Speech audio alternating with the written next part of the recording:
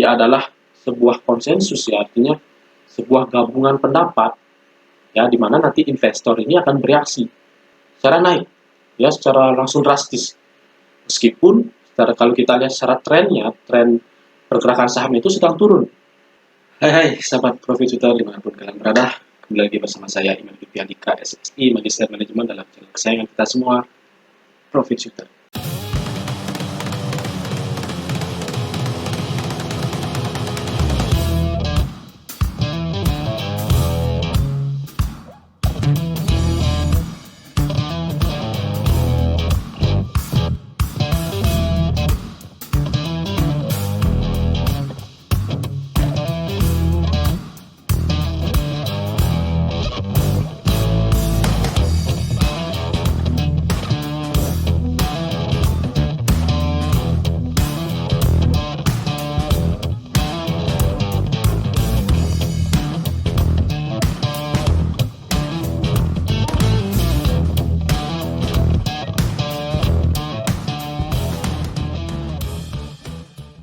Jadi channel ini merupakan channel yang fokus membahas seputar edukasi dalam dunia berinvestasian.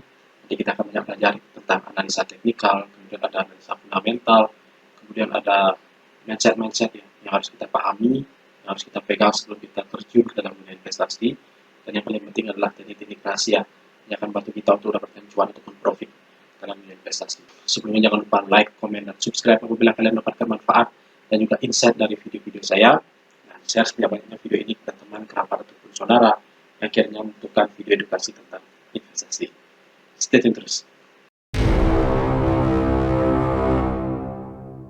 Baik, ya rekan-rekan sekalian, pada segmen saya kali ini saya akan menjelaskan tentang bagaimana sih pada saat kita bertrading saham, ya, atau kita melakukan transaksi jual beli saham, itu kan kita biasa berpatokan sama analisa teknikal dan analisa fundamental, ya.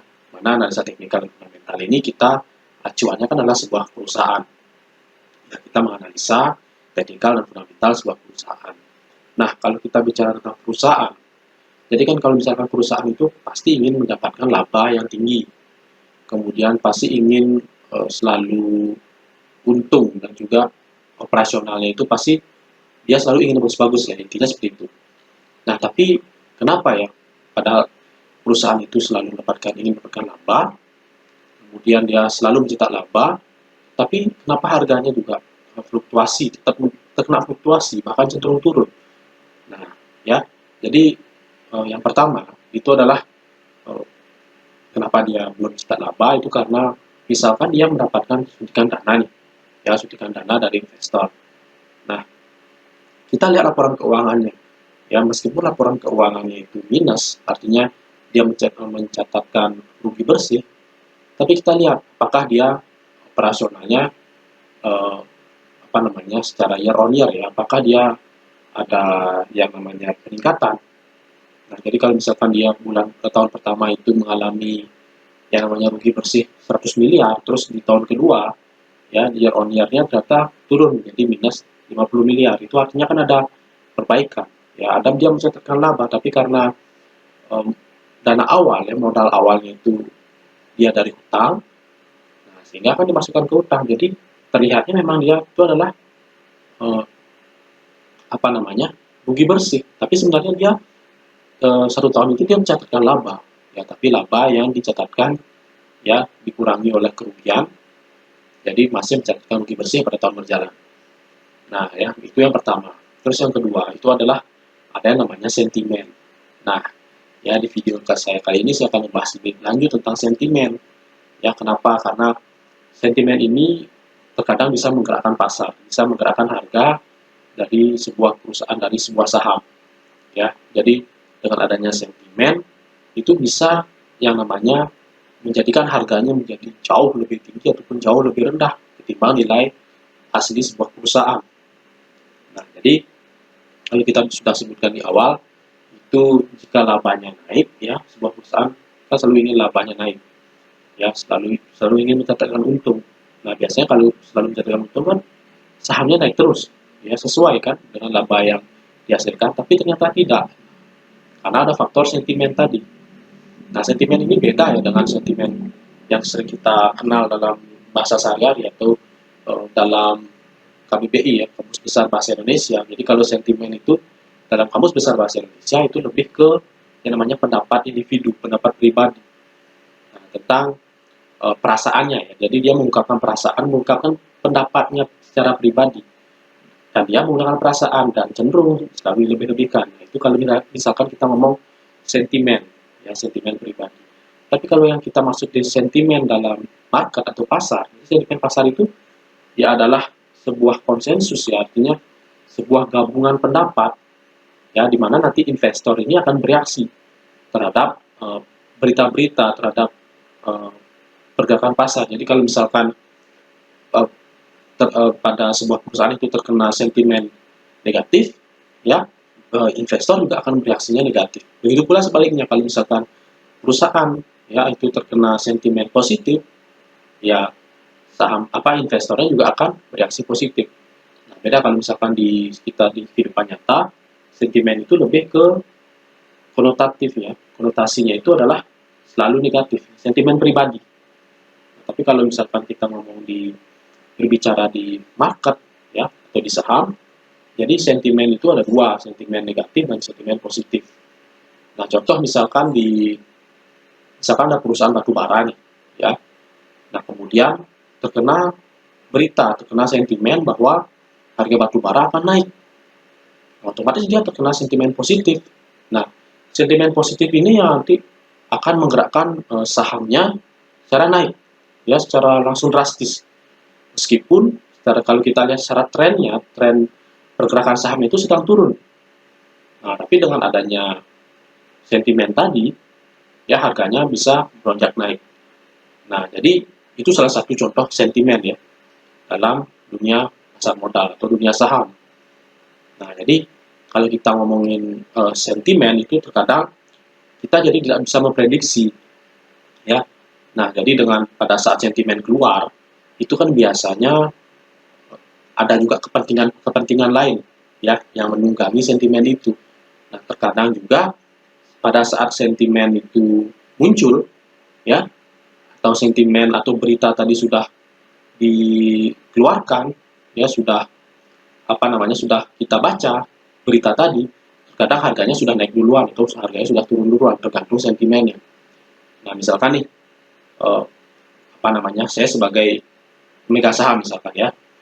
Nah, saya sebagai pemegang saham, saya sudah tahu berita itu duluan. Nah, otomatis ya misalkan saya tahu beritanya itu buruk, ya saya sudah jual duluan. Ya, saya sudah jual duluan dan jadi pada saat sentimen buruk itu keluar, ya saya sudah tidak punya barang.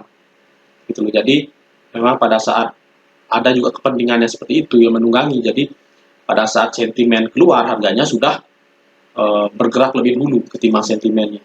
Nah, itu ada juga seperti itu. Ya, jadi memang kalau misalkan sentimen itu dia tidak bisa menjadi acuan ya, tidak bisa menjadi acuan bahwa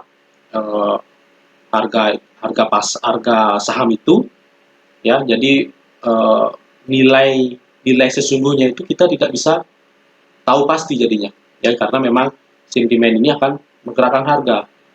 Nah, jadi memang pada akhirnya memang pada saat sentimen tersebut hilang, ya harganya akan kembali, harga saham akan kembali mengikuti nilai perusahaannya. Nah, tapi apakah dengan adanya sentimen ini kita harus takut ya dalam bertrading saham ataupun berinvestasi di saham? Ya enggak. Ya, saya berikan contoh di dunia nyata, banyak sekali contohnya.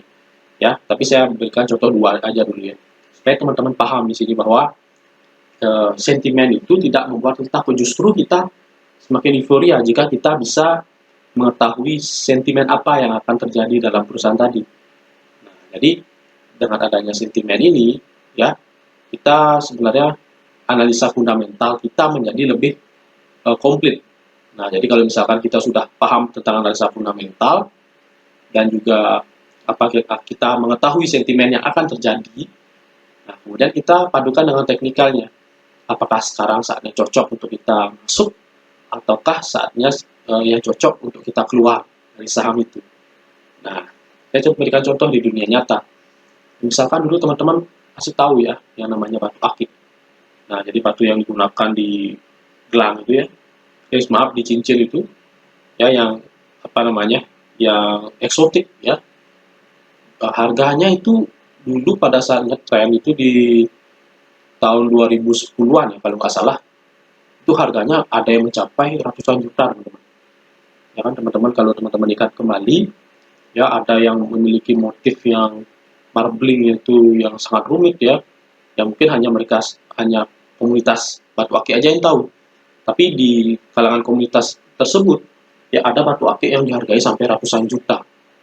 Nah, ini kan akibat adanya sentimen ya, sentimen bahwa batu akik ini eh, apa namanya, akan terjadinya, akan ada peningkatan harga ya, karena memang terkena sentimen dari komunitas tadi. Jadi antar komunitas itu ya, dia mulai memburu, dia akan mengatakan bahwa oh, sentimen apa namanya, batu akik ini akan langka, dan juga batu akik yang marblingnya bagus itu sudah susah kita dapat di pasaran. Otomatis ya, karena supply and demand, dan juga terkena sentimen positif yang sangat luar biasa pada saat itu, harganya menjadi naik nggak karuan, gila-gilaan. Nah, akhirnya tidak berselang lama, mungkin 2 tahun aja kalau nggak salah ya, 1 tahun, 1 sampai 2 tahun, sentimennya hilang ya, harganya kembali lagi. Ya, yang dulu ratusan juta, sekarang dibeli puluhan ribu pun mungkin aja nggak ada yang mau. Nah, ya, contoh yang kedua adalah lovebird ya, lovebird, jadi burung yang apa namanya, yang bisa bernyanyi gitu ya, bisa nyanyi.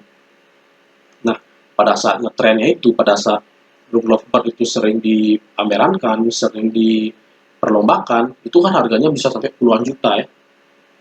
Nah, padahal eh, nilainya itu tidak segitu ya. Itu adalah burung biasa yang memang terkena sentimen positif pada saat itu. Banyak pecinta burung yang berlomba-lomba mencari lovebird yang katanya memang memiliki suara merdu. Nah, padahal pada saat sentimennya tersebut hilang, ya udah, apa namanya, tren lompatnya menjadi menurun, jadi hilang juga. Nah, jadi kalau misalkan kita ngomong tadi contoh, dua contoh itu, ya sebenarnya kalau kita ngomongin semua aset atau semua instrumen investasi itu pasti ada yang namanya terkena eh, apa namanya, terkena sentimen.